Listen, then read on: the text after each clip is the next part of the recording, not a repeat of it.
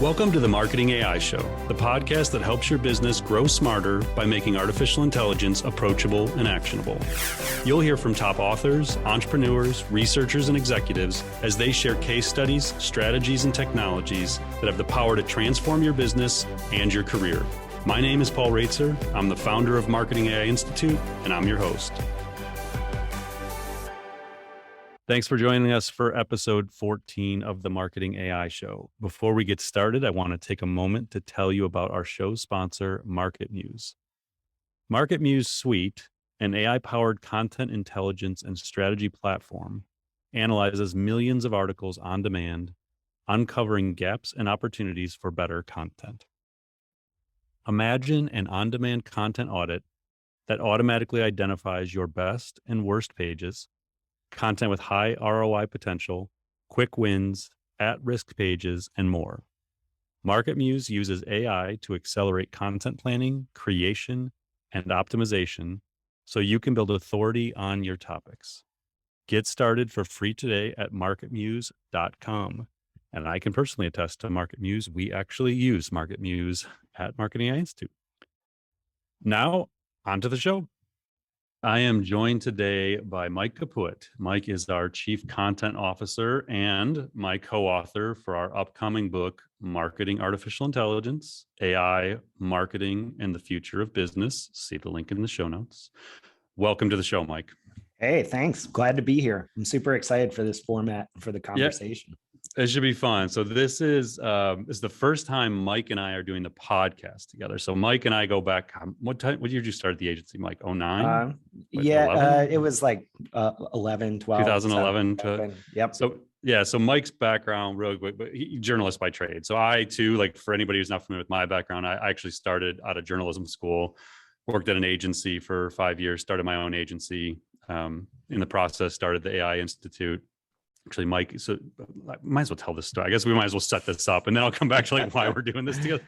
So I started PR 2020 in 2005, which became HubSpot's first partner agency. And then we really kind of built the agency on the back of that. So tons of marketing automation, marketing technology, inbound marketing.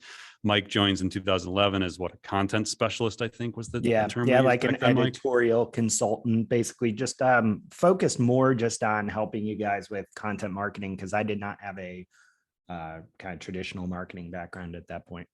Right. And that's, I mean, retrospect, my years may be off by 1 or 2 years, but that's around when Joe Polizzi starts Content Marketing Institute. So like content marketing is becoming a thing. We're doing a lot of content creation as an agency. Mike comes in to sort of spearhead a ton of the content creation and evolves into being like one of our top strategists. And the real key becomes, I get this curiosity right around that same time. It's 2011 was I started studying AI right after I wrote the first book, The Marketing Agency Blueprint. And so I started spending a lot of time researching AI, write the second book in 2014. And in that book, there is a small section about artificial intelligence. It was the first time I ever publicly wrote about or talked about any of the work I was doing. And Mike helped me do the research for that section. So it kind of piqued Mike's curiosity, I think. I don't know that you had been doing too much with AI prior to that, but gets Mike involved.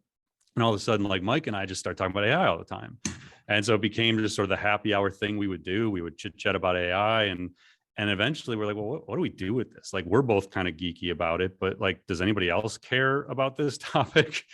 And so I think, one of those like, open office hours kind of thing, we're just talking. And it's like, well, why don't we start a blog? Like just start writing about this. And that kind of became the origin of what today is the Marketing AI Institute and spun into, the Marketing AI Conference and the book we just wrote and all these other things really just organically happened because we were curious about artificial intelligence. So that's kind of like the 2-minute version of the origin of all of this. So the idea is like when we launched the Marketing AI Show, the concept was for me to just interview really fascinating people. And we've done that. So for 13 episodes, we had incredible conversations with Cade Metz of the New York Times and Karen Howe of MIT Tech Review, who just recently moved over to the Wall Street Journal, Matthew Sweezy at Salesforce, Christy Olson at Microsoft, Andrea Brimmer, CMO at Ally, just like incredible interviews. And we have every intention of continuing down that path. And we have some amazing interviews lined up and that are going to be coming this summer and into the, throughout this year, basically. So that format is going to continue. I'll still be doing interviews. We'll still have these amazing guests.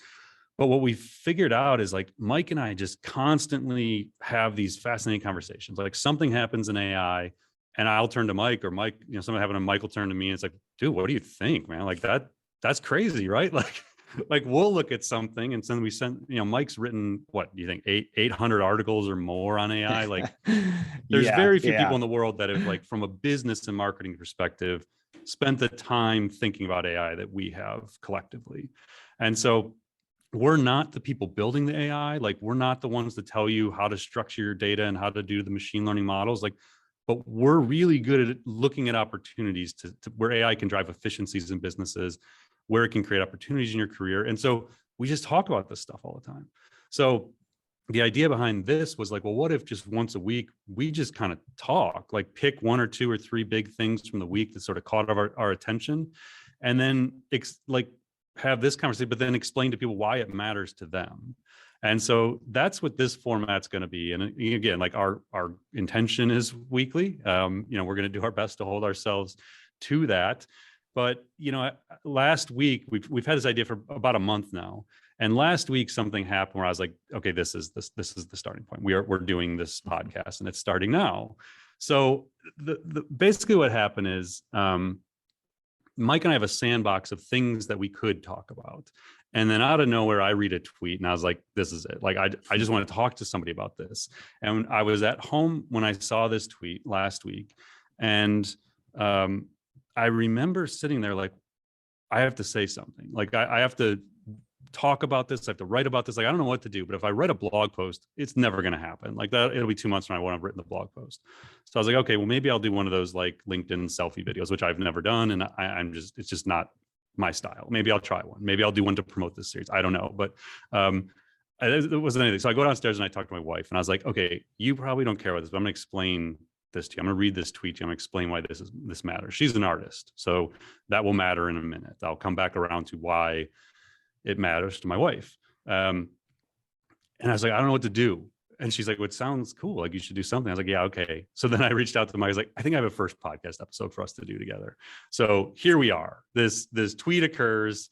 I reach out to Mike. I'm like, okay, let's just do this. We're just going to talk about this topic because there's so many things to it.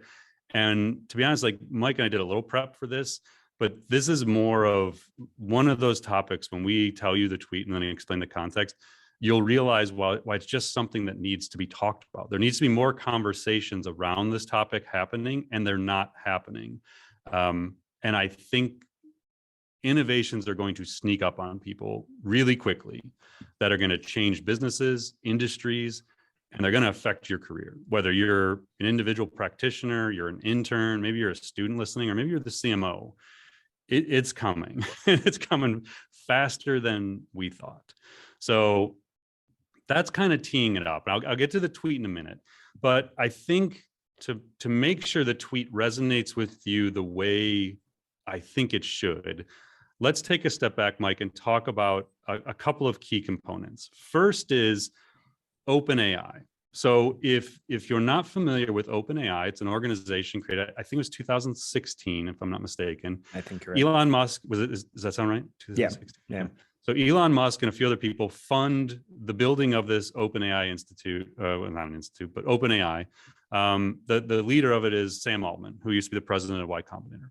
So Sam comes in with Elon and a few other people, and they create this. Now, the concept behind OpenAI was at the time, so we're 2015, 2016, we're like 3 years into the deep learning movement. So a lot of the capabilities in language and vision AI, so the things you experience every day where Gmail finishes your sentences and Apple unlocks the phone with your face, and Facebook recognizes people in your photos you upload, and all these things where your computer vision is coming into play, and the ability to understand and generate language like voice assistants and things like that. That's all like 3 years old at this point. Like the breakthroughs in that technology had just basically happened. And so there was a land grab for talent. So like Google, Microsoft, Amazon, NVIDIA, Salesforce, like all these people are Facebook racing to hire all the AI researchers, like the best of the best, to build out research labs within their organizations. And in essence, then take all the innovation and keep it within the walls of those organizations until they figure out how to monetize it.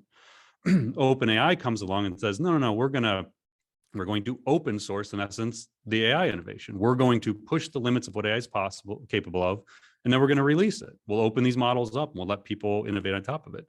So that's the core concept, but their mission is artificial general intelligence. So if you're not familiar with artificial general intelligence, what we have today, all the applications of AI in your life, from Gmail to Google Maps to Netflix to Spotify to Amazon predicting purchase, all these ways AI is used, is what's called narrow intelligence. It's specifically trained to do specific things. General intelligence is ability to do multiple things, to achieve multiple outcomes without having to necessarily be told how to do it. It can actually function more at a human level of intelligence. So there's debate about, will we get there? How quickly will we get there? All these things. But organizations like OpenAI and DeepMind within Google have stated missions to get us there, to get machines to be as smart as humans, which obviously has some significant effects. Now, to get there, there is a belief that intelligence, as we know it, human intelligence, what makes us different from animals, is things like language in particular, and the ability to see and understand the world around us, vision. So the reason these organizations, in large part, work on these innovations and why they try and create machines that understand and generate language is because they're trying to create advanced intelligence, general intelligence. So when you hear about advancements like GPT-3, which is embedded in dozens or hundreds of marketing tools that write copy, different things you hear about, writing social posts and things like that, ad copy, or you hear about things like DALL-E 2, which I'm going to let Mike talk about in a moment here. These advancements are being achieved because there are really smart people at really financially strong organizations who are waking up every day trying to build intelligence into machines, advanced intelligence. And they need to reach certain levels of language understanding and generation and vision. They need to give the machine these things, these human-like abilities. That's a belief. Again, not everyone in the AI deep learning community believes that language is necessary to general intelligence, but the prevailing understanding that we have from following the space is the majority of people seem to believe that AI is, to get to general intelligence, you have to have machines that can generate language. So as marketers, this obviously matters dramatically. So what we do is generate language. We read things, we write things, we create imagery. And so it has a massive effect. And so Mike and I, back in 2015, asked this question, like, well, can AI write content? Like, can it write blog posts for us? And the answer in 2015 was no. Like, we thought maybe, but the answer was no. So I'm going to come back again to the tweet that sort of changed everything for me a little bit and how I think about this, how I want to talk about this. But Mike, why don't you take a moment and talk to us about DALL-E 2 and what happened back, it was April 6th or 7th, OpenAI introduced DALL-E 2, which was sort of the first domino and what led to this podcast today. Yeah, for sure. So DALL-E 2, that if you want to spell it, it's got a weird spelling. It's DALL-E and then the number 2. And that's like, you'll get kind of a clue as to what this does by the description of why that's the name. It's a combo of the artist Salvador Dali and WALL-E, the Pixar or Disney robot. A good movie. A fictional movie. Yeah, it's a great movie. Like no talking for the first 45 minutes, but it's a really good movie. So what DALL-E 2 does is, and this is just mind-blowing, like it sounds straightforward, but when you actually see what this looks like, you're going to be pretty impressed, I think. So DALL-E 2 is AI that automatically creates original art and imagery based on natural language prompts. And what that means is you literally pull up DALL-E 2, you type in anything. Show me a picture of, their example is, show me an astronaut lounging in a tropical resort in space, and do it in a photorealistic style. And within a few minutes, the AI will produce the image that you described in the style you described. And if you go to openai.com, it's the main, if not the only thing right now on their site, check out the examples because they're stunning. They're incredible. And they're original. That the key here is they're not scraping an astronaut and scraping the moon. And like, they're not mashing together a bunch of existing images from a bunch of it's creating, which Yes. again, we just wrote the book and I was like, creativity is still a human domain. And now I'm like questioning, did it happen? But yeah. And so the cool thing is this is the 2 indicates this is the second iteration of this system. And OpenAI has made it just stunningly more powerful than the previous ones. And like I said, the results are incredible. It also has pretty incredible, and I think this is an underrated part of it, editing capabilities. So if you tell it, hey, edit the flamingo out of the background of this image, it will go do it. And it looks, based on the examples, really, really good.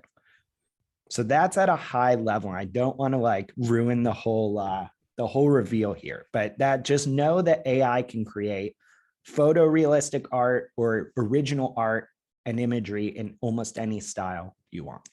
Now it is not readily available. So if you're a graphic designer, illustrator, whatever, and you're like, oh my gosh, like I have to go test this. You can't. You can get on the wait list, but within like the first 24 to 48 hours, there was over 100,000 people on the wait list. So I put in to get on the wait list.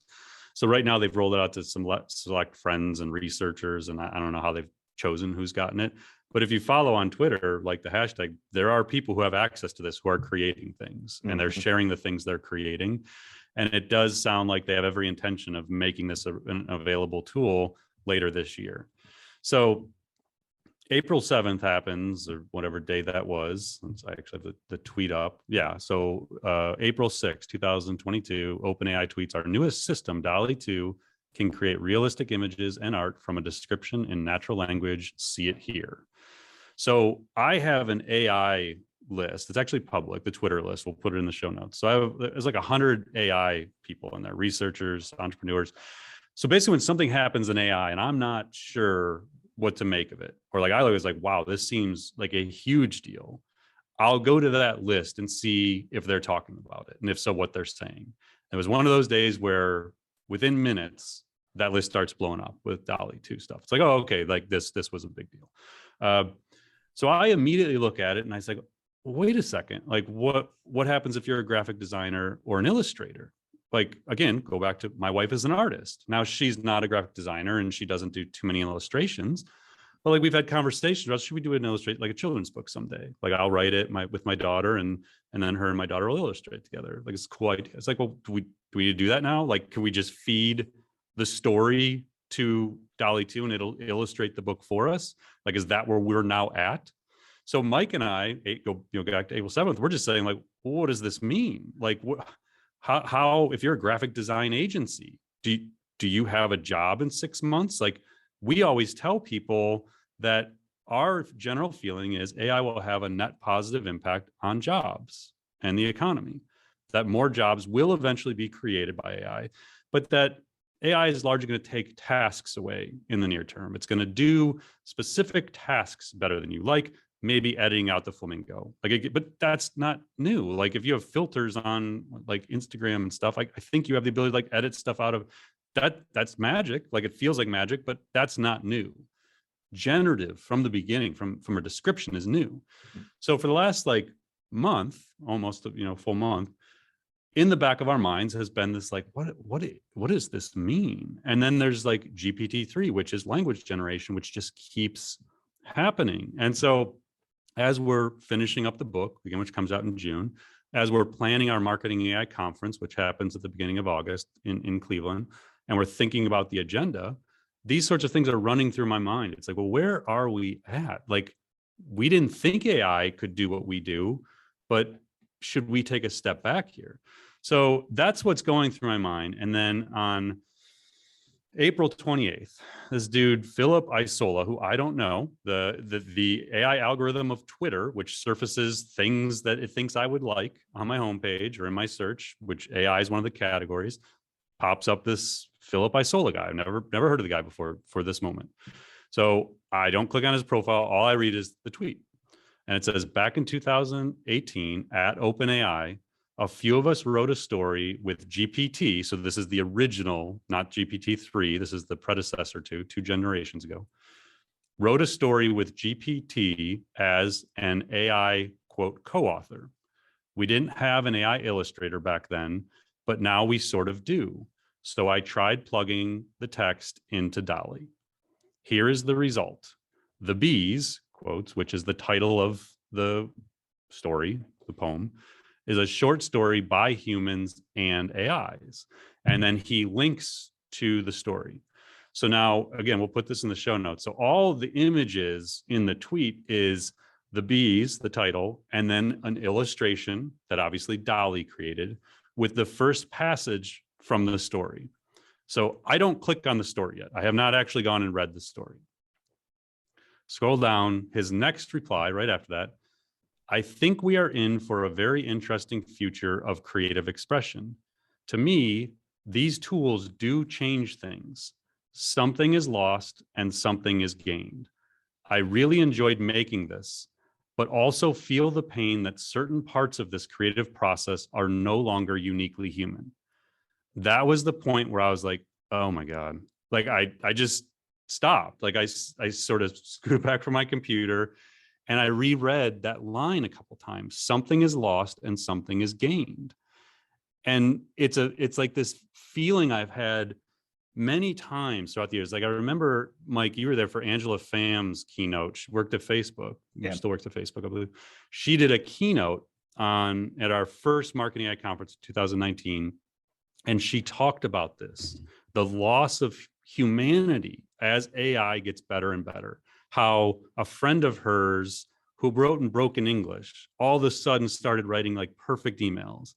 And she realized that he was using Smart Compose and like finishing his sentences for him. And she said it was like a piece of him wasn't there anymore. Like this wasn't him writing to her now. It was the machine and him.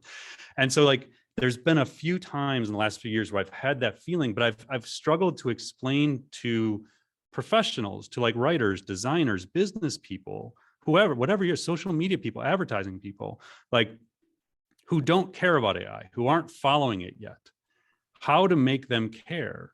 And that line just kept coming back to me of like, that's what's going to happen. Like whatever your career is, whatever industry you're in, you're going to lose a piece of what you do and who you are, especially if the job is a true career for you and it's defining for you. Like it's part of who you are. It's how you get fulfillment in life. You're going to lose aspects of that. The question is, what do you gain though? And when does this happen? So I want to come back to that, Mike, and get your thoughts, but I know you wanted to actually read the poem. So why don't you go and like, again, kind of like keep filling in the blanks here for people, but why don't we take a step back and like, okay, now read the poem. Now you know where this goes. Let's listen to the actual story. Sure. And it's super short. And I want to read it for a very specific reason, which I'll tell you at the end. So here it is very quickly.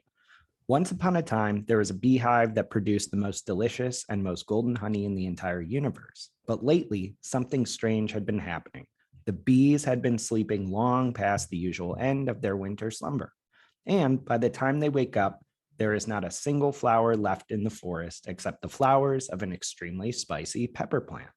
They found out someone was drugging them. Oh my, drug bees is the most hilarious spectacle to watch. Their buzzing orchestra was completely off key, and the bees dancing was crazier than ever. But, oh, how did they dance? There was so much dancing that you couldn't make it out. It was like they had a life of their own. And in some mysterious way, they were happy. The end. And the reason I wanted to read that is because, of course, there's like some weird language in there. There's some that doesn't make sense. There's some just strange sentence construction, but I got to the end of it and I kind of felt just like a little tinge of like, I was like, oh, that's kind of a cool little story. It's probably no more nonsensical than your average kid's book, to be honest. Poetry. I mean, let's be honest. Yeah, right. I love poetry. I wrote poetry in college, right. But half of it doesn't make any sense. So it's one of those things where I was like, wait, I just felt like I felt something from this. And I don't always know why. And I don't know if what I felt was because of what the human wrote or what the machine wrote. And so, look, I'm not going to like overly critique this story, but it's like you're reading this, you're seeing drawings that look exactly like illustrations in a children's book that were generated by DALL-E 2. And I kind of just got to the end and was like, it doesn't really matter who did what. What matters is like, can you say this is not art when you get to the end of it? Like, just because a machine did it, so what? It made me feel a little something. It was visually appealing. Isn't that a piece of art? And I think at that moment, I was like, oh, this is really going to change a lot of people's definitions about what things are. And it's easy to laugh off, right? You say like, oh, okay, machine did it. They can't do it the same way as humans. But it's like, that's simply no longer true. And I don't think I said this. So Philip, who I didn't know, is an associate professor at MIT, and he's spent time as a visiting research scientist at OpenAI from 2017 to 2018. So that's kind of his background. But so, I read this, I try and figure out, what do I do with this information? I wrote down what is lost and what is gained and when, ? And what I realized is it is the fundamental question every one of us needs to be asking of our chosen career path and potentially of our businesses. So me as an entrepreneur, as a writer by trade, as I still heavily involved in the marketing of the business, like, marketing strategy and what we do there. And it's just like, you look at those things and you say, but what does my career look like? So I'll bring it down another level so it's not as abstract. If I'm a writer, in 3 to 5 years, like right now, language AI is moving faster than Moore's law. Like just this morning, we'll put this, Meta AI introduced an open source version of something basically as powerful as GPT-3, if not more powerful, except they're going to open it up to everybody. Well, right now, researchers. So if you're a research institute, you'll be able to get access immediately, I think, to the GPT-3 tool that Meta has built, where GPT-3 is being commercialized. So it's being kind of put up. This is being designed for researchers to work on. But that 2 years ago would have cost millions of dollars to build or get access to. And now it's just like a free tool. So the accessibility and the capability of language generation is moving so fast that there's no way Mike or I could sit here and predict where it's going to go. Like if you would have asked people in the industry 6 months ago, when do you think we'll get to a point where a machine can generate original illustrations and artwork from a text description? I mean, maybe there's a handful of AI researchers that I don't hear from very often that would have guessed sometime this year. But my guess is they probably would have said maybe in the next decade, that 5 to 10 years. Like I saw someone in the industry tweeting the morning of DALL-E 2's announcement, something to the effect of, between DALL-E 2 announced this week and also in the last week or two, the further developments in language models, it's a real tough month for people that say machine learning has hit a wall. Or that it's only for repetitive data-driven tasks, or that it's not going to affect creatives. So what is lost, what is gained, and when? It's like, there's so many people just don't care. Like, don't follow what's going on in AI. Think, whatever, it's just the next trend. I'll worry about it in 3 years, 5 years. And we've said this line over and over again. It's like this, it changes everything. And it's like a really hard macro level idea to get people to care about, but it truly does from a career perspective. And again, creativity is one of the things that I thought was uniquely human. I still want to say it's uniquely human, that what AI does isn't the same, but the lines are getting blurred. Like I think I wrote a passage in the Marketing Artificial Intelligence book that's coming out, something about like, because I was actually using Google DeepMind and AlphaGo as the example, and whether or not AlphaGo was creative in its moves against the world Go champion. And I said this story of like, basically like, okay, if you try and get a machine to create an image, like does it, and it's of an image of a dog. When we do that as humans, like you understand dogs, you had a dog, you have a personal connection to dogs, you understand their emotions and why they bark. And like, it's like we have a human understanding of a dog. A machine doesn't have that. A machine just sees pixels. It like generates things through math. Like it doesn't experience and create in the same way we do. Like it's, if a machine creates music, it doesn't have a life of experiences and pain and joy and like all the human emotions that go into human generated music. But to the ear, can you tell the difference? Like, can it learn? So is it actually creative? What I think I'm saying in the book is, it's not creative like we are, but I don't know you can say it's not creative. Like, and now you look at this, it's like, well, how could you possibly say that's not creative? Like it's just how you define creativity, I guess, that becomes the key. For sure. Yeah, it's one of those things where I think you really hit the nail on the head. It's what is surprising about this isn't necessarily just the fact that a machine can create art or that a machine can generate language. It's the question of, okay, you can sit there and turn your nose up at math-driven art or machine-driven art, but does it matter? And this technology and the rapid development of it doesn't really care about our feelings, what is and isn't possible. At the end of the day, if you read a perfect article or see a piece of art that moves you, I mean, you don't know anything about the human that wrote it or their experiences a lot of times, unless it's a very famous artist or author. Yet it's the power of the actual outcome, the deliverable, the product, that is what moves you or gives you ideas or excites you. And we're very rapidly getting to a point where it's like, people are going to ask, like, what is the difference? Who cares if the machine wrote it, if it achieves the same effect, right? And I think that's where we're going to get into really, really murky territory. Yeah, so I mean, I guess the whole point of this episode, for the people that are curious, for the people that are already paying attention, and maybe you weren't before this, maybe this is the first time you're ever really given a care about AI, and first time you've heard from us and things like that.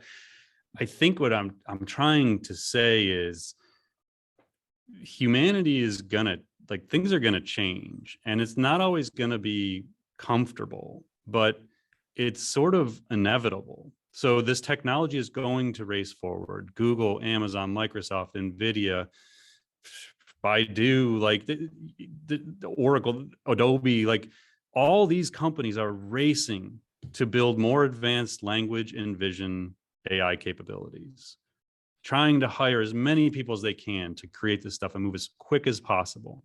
So as a business person, as a professional, as an artist, as a creator, you don't get a say in this. The technology is going to be created and it's going to advance.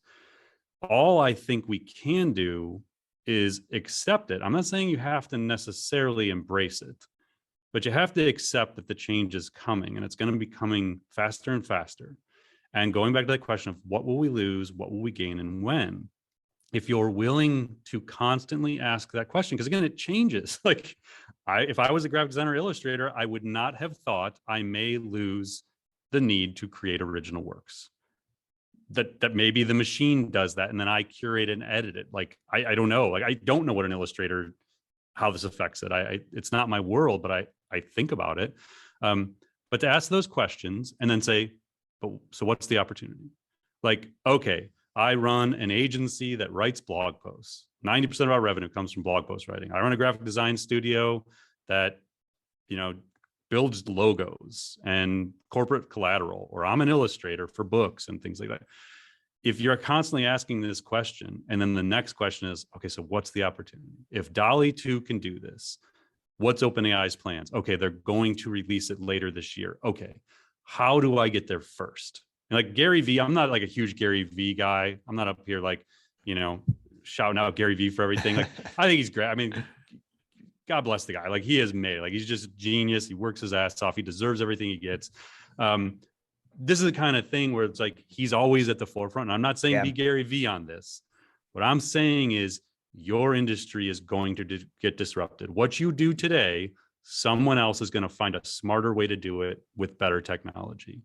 But if you're constantly asking yourself those questions, what will we lose? What will we gain? When? And then what is the opportunity? Then you can actually get out ahead of this stuff and maybe live a fuller life, have a better career. So I don't know. I mean, it's kind of like I'm just sort of like big picture what I probably wanted to say when I first read it. So I don't know, Mike, if you have any additional thoughts on that topic. No, I couldn't agree more. And I think as people wrap their heads around this as they look forward to the opportunities. I think Sam Altman, OpenAI CEO, had these two quotes that I pulled out of the initial long form post he wrote about DALL-E 2, describing it, what their plans were for it. And the first quote is, quote, "A decade ago, the conventional wisdom was that AI would first impact physical labor and then cognitive labor, and then maybe someday it could do creative work. It now looks like it's going to go in the opposite order." And I think that's super interesting because, one, not to scare creative people, but the bigger point that even the people at the forefront of these developments are not able to see into the future. It is outpacing some of the smartest people in the industry, even the ones making it, which means it's going to be a very strange and very unknowable or uncertain future. So it's like these thought experiments aren't just thought experiments. They're critical to start trying to figure out what's coming next and how it's going to affect you. And then I think this is where I really saw the opportunity, is that later in the post, he said, this, the technology is, quote, "It's an example of a world in which good ideas are the limit for what we can do, not specific skills." And I think that's really what I sometimes see as like a marketer, sometimes creator, is I don't have a ton of design background. I don't have a ton of visual background. But, if I had a designer sitting across from me right now, I could really like vaguely describe like, okay, here's kind of what I'm thinking for the art on this blog post or ebook or report. It's like this, and this, and like kind of like this other thing in this other style. And the designer would hopefully listen, have some really good creative ideas, and then use their skills to go create that for me. I can do that with technology like DALL-E 2. And for me, that's super exciting because I'm like, oh my God, I have all these cool ideas. Like for every one of our blog posts, like like you said, we've done 800 blog posts. I've never been more sick of stock art in my life. Like we do, I think, a pretty good job of trying to select some really engaging imagery, but if you're a stock art site, there's no point. Like you might want to start thinking about this. So it's just one of those things where I get excited about the opportunity, but my opportunity, the thing I gain, actually may end up in parallel being someone else's loss. Exactly.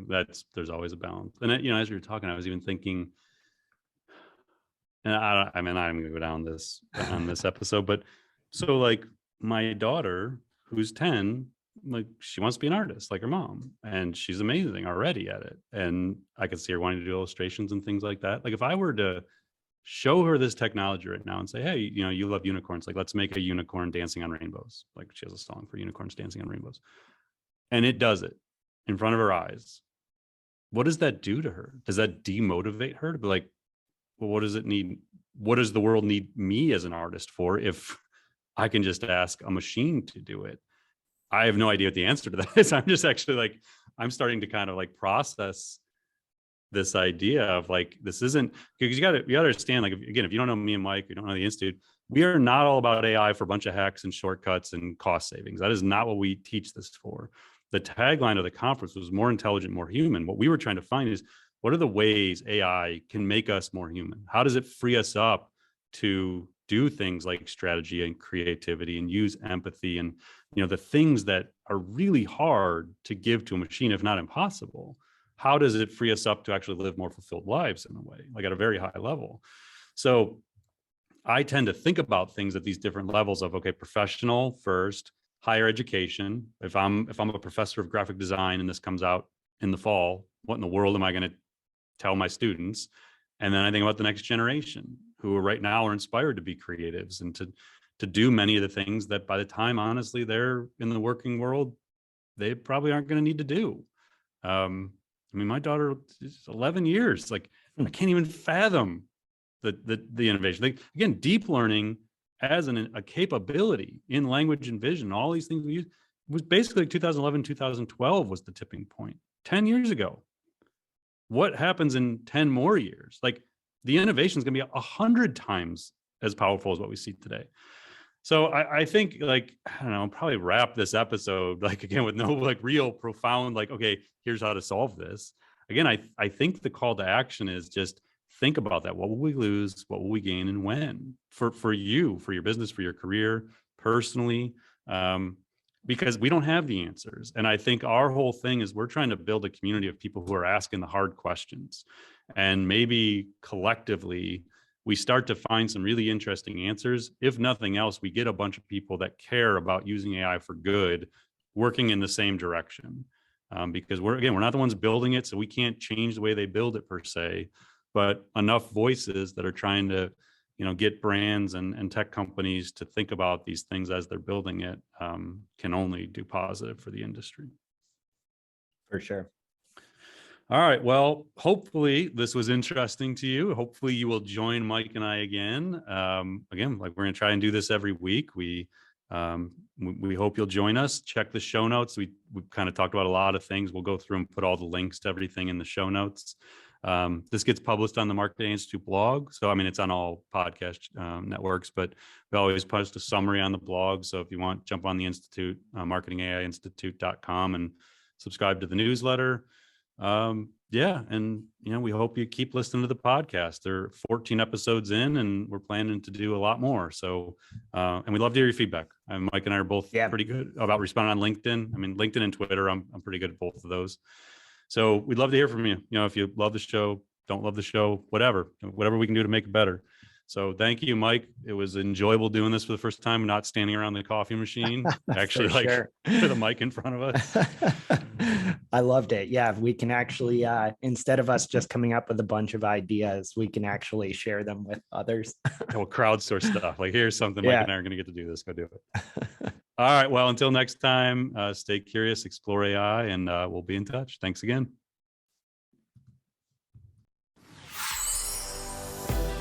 Thanks for listening to the Marketing AI Show. If you like what you heard, you can subscribe on your favorite podcast app. And if you're ready to continue your learning, head over to marketingaiinstitute.com. Be sure to subscribe to our weekly newsletter, check out our free monthly webinars, and explore dozens of online courses and professional certifications. Until next time, stay curious and explore AI.